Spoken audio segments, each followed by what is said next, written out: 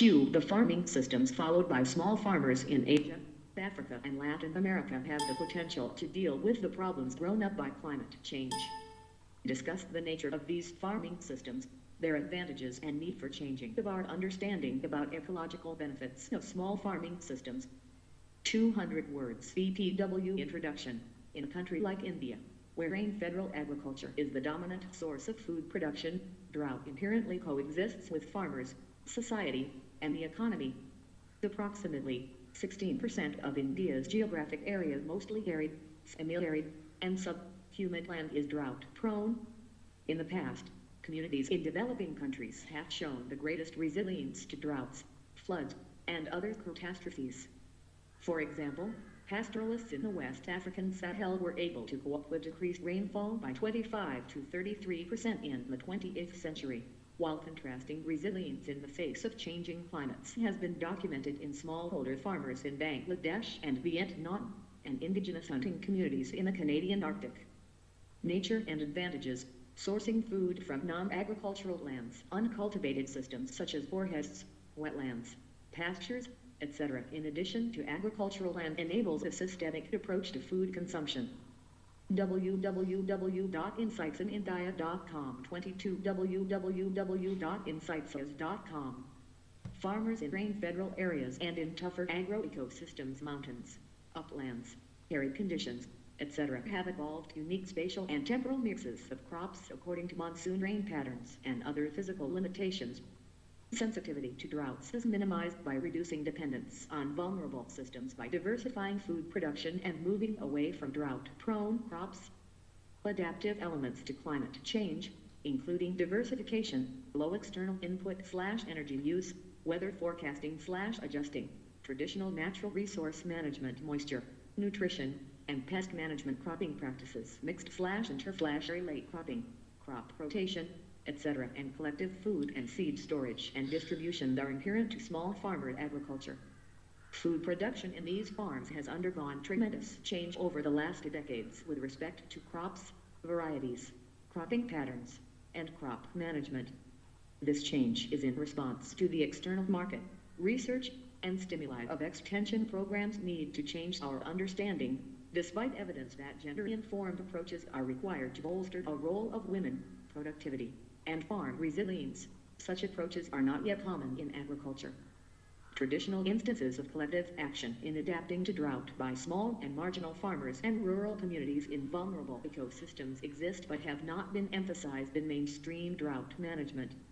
Apart from involving farmers, these collective action initiatives have the potential to include other stakeholders like researchers, development specialists, extension workers, and corporate and social entrepreneurs in a collaborative platform with a common objective.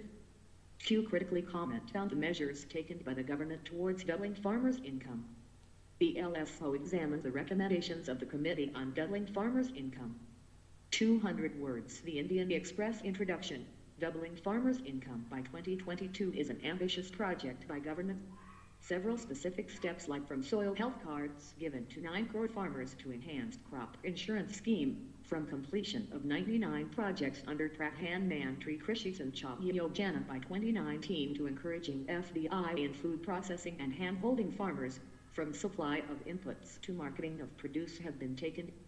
On April 13, 2016, the government set up a committee under Ashok Alway, then Additional Secretary in Ministry of Agriculture, to prepare a report on EFI.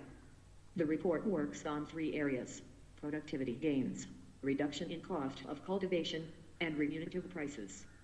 The strategic framework has for concerns sustainable agri-production, monetization of farmers' produce, strengthening extension services, and recognizing agriculture as an enterprise.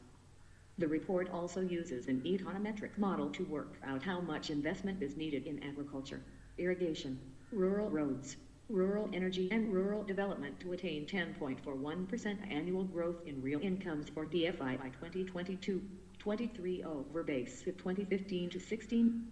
We have a laundry list of hundreds of recommendations, ranging from implementation of 8 ELMF to ECOM to negotiable warehouse system to price deficiency payments to reorganizing KVLKs, and so on and so forth. And finally, setting up a secretariat for DFI, but the report is totally silent on how and from where these resources will be generated. In a climate of loan waivers, subsidies, and welfare programs that dominate the budget, as the accompanying graphic shows, the likely reality is that investments are going to shrink further. Even if one makes the heroic assumption that so much investment will be somehow made, the question that still needs answering is how much agri production will increase as a result of this, and where that increased production will be absorbed. The upshot of this example is that India needs to focus on incentives for farmers, and much else will follow.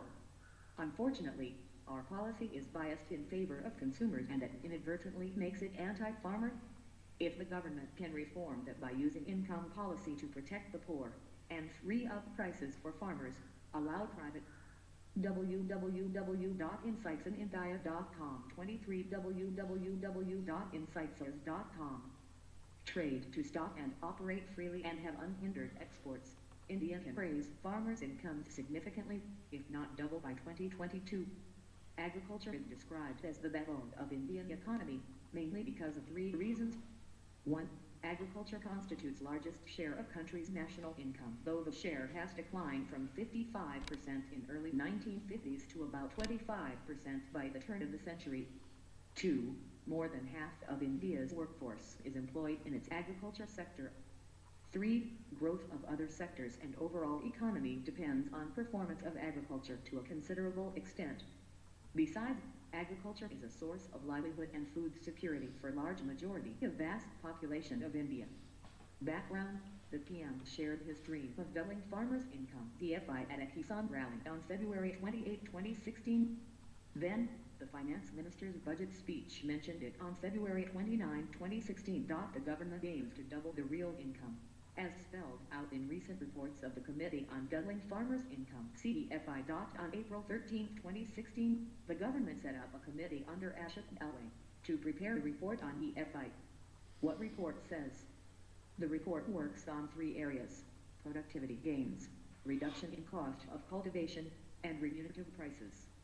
The strategic framework has for concerns sustainable agri-production, monetization of farmers' produce, strengthening extension services, and recognizing agriculture as an enterprise.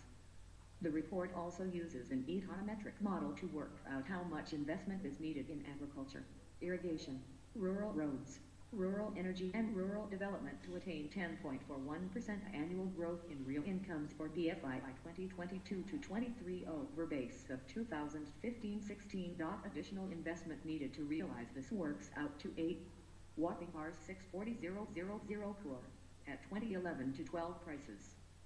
And this does not include investments in agri-logistics, cold chains, etc. 80% of this investment has to come from the government.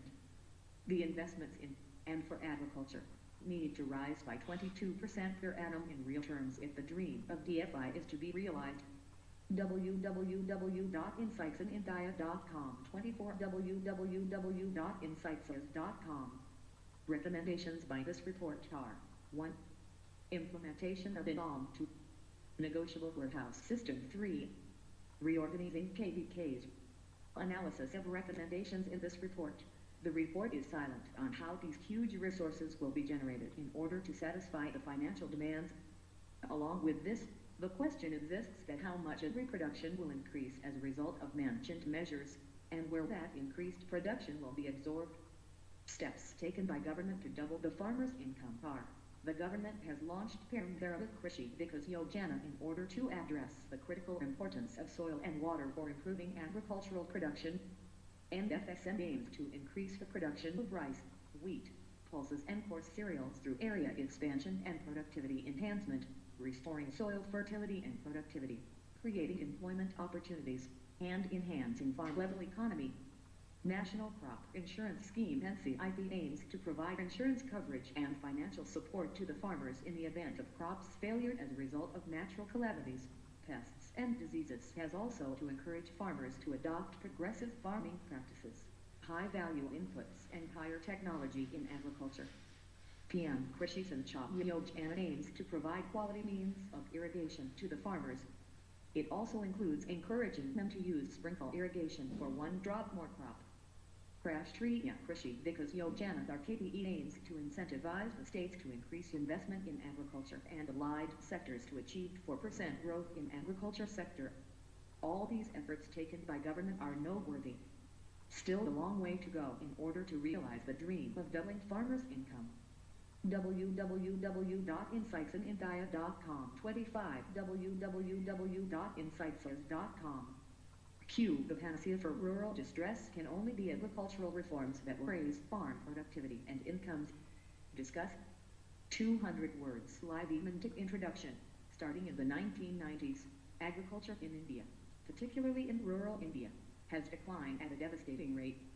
This has had a calamitous impact on the livelihoods associated with agriculture. Symptoms of this agrarian distress, unprecedented in post-independent India, is a high rate of suicides amongst farmers. The crisis is characterized by low institutionalized credit to small farmers. Between 1995 and 2014 to 96, 438 farmers have committed suicide in India. On average, 3,685 farmers in the state took their lives every year between 2004 to 13, according to P. Sainath, a leading Indian journalist who reports on the rural India and its unprecedented economic crisis. For the first time as per 2011 census of India, urban India added more to its population than rural India. This implies that millions of people earlier engaged in agriculture are roaming around the India in footloose migration search for daily wages. This points to the destruction of livelihoods in a predominantly agrarian rural India. 3. Another evidence for a major agrarian crisis in India is the very high rate in which people are leaving occupations associated with farming.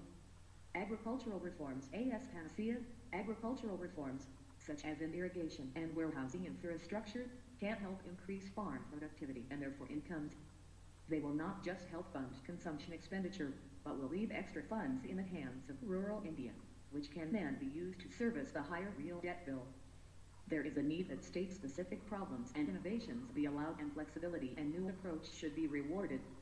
For example, the cost norm for Manipur, Tripura and Rajasthan and Uttar Pradesh cannot be the same. Also, the crop insurance scheme is almost a total failure. One of the biggest reform for the sake of food security and farmers' livelihood should take place in adopting a holistic and integrated approach in ensuring convergence in the management of animal husbandry, fisheries, agroforestry, minor forest produce and agro-minor forest-based micro and medium enterprise, especially in the rain federal areas. The national scheme on convergence mode between these departments, a file prepared by this author while he was in the National Rhine Area Authority, is gathering dust since 2010. There is need for immediate steps to create brooder houses in each block for the marginal farmers and landless agricultural workers and tenant farmers to augment their income and to increase the production of eggs and protein. Indian cows produce A2 milk, which is genetically and health-wise better, but the hybridization of Indian cows with European and Australian Jerseys and Holstein Friesian delivers A1 milk. The government must review its policy and revive the indigenous milk-producing cow breeds like Shahwal, Gir, Red Sindhi, Parpacker, Rabbit, Kanprejade, Kongol and Haryana, to name a few, by taking up breed improvement programs. A network of dairies should be set up for stepping up milk production. Today the Indian breeds in Brazil are giving 70 liters a day. When it can be done by Brazil, why can't India do this? Further, fisheries has not been accorded the desired level of investment to meet the deficiency of protein in the country. Private sector players should be invited to set up cold storages and silos to prevent damage of food grains, canned vegetables and fruits. One of the key sectors to boost the off-farm income is to promote productivity and marketing of the minor forest produce. More than 17 lakh hectares of the forest land has been vested under the Forest Rights Act 2006 among the tribal people, and this land is available for proper investment for enhancing livelihood of the tribal farmers. There should be a separate budget for agriculture, considering the situation of farming sector in the country and its potential. The BJP government had laid emphasis on agricultural reforms, but all of this should not just be lost in the euphoria of tall talks. Solid actions with genuine attempts to help the farmers who are the food gods of this country is the need of the hour. The second broader point to be made is that farm loan waivers made more harm than good. They spoil the credit culture, making formal finance more nervous about serving rural India. They also erode macroeconomic stability. www.insightsindia.com 26 www.insightsos.com. In particular, the rapid rise in farm loan waiver expenses could bind India's states in a vicious cycle, increasing their interest bill or lowering the quality of their spending, for both. Rural distress is a recurrent theme in India. Every few years, farm loan waivers for a good monsoon provide some short-lived respite. Clearly, the benefits from neither are sustainable. The panacea for rural distress can only be reforms that will help raise farm productivity and incomes. Topic